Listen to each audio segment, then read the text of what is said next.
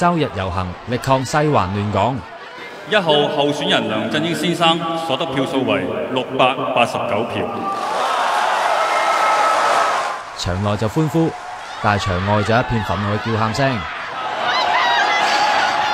琴日一聽到嘅時候，成條街定一齊起身去怒敲和喊，又喺度殺啲妻錢啊等等。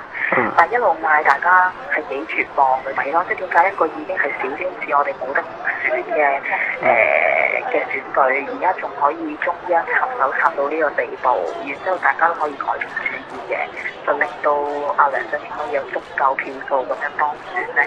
嗰個黑暗係令我覺得2003年唔夠黑暗，呢就真正嘅共產黨黑暗就真係到咗。而城大學生會會長上星期六喺灣仔通宵紮營，佢最不滿嘅就係 CY 呢番説話。我有一點係唔係好明白嘅，點解第一個攞諾貝爾和平獎嘅人唔係中國嘅鄧小平先生？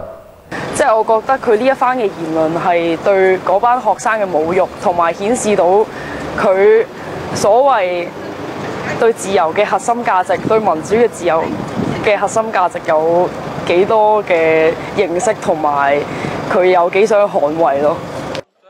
打算星期日上街抗議嘅仲有佢喺菲律賓人質事件入邊，殉職領隊 Masa 嘅阿哥謝志堅，原來佢上個星期都有喺民間投票做義工㗎。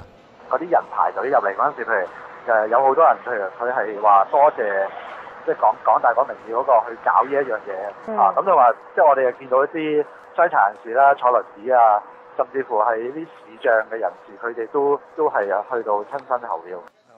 謝志堅曾經喺微博度要求菲律賓當局交代人質慘劇，結果就俾內地河蟹咗。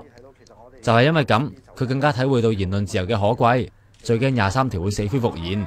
為咗抗議中聯辦亂港，民陣星期日下晝3點會發起大遊行，估計會有3000至5000人參加，圍堵中聯辦。佢哋仲呼籲大家當日着黑衫，詳情會喺聽日公佈。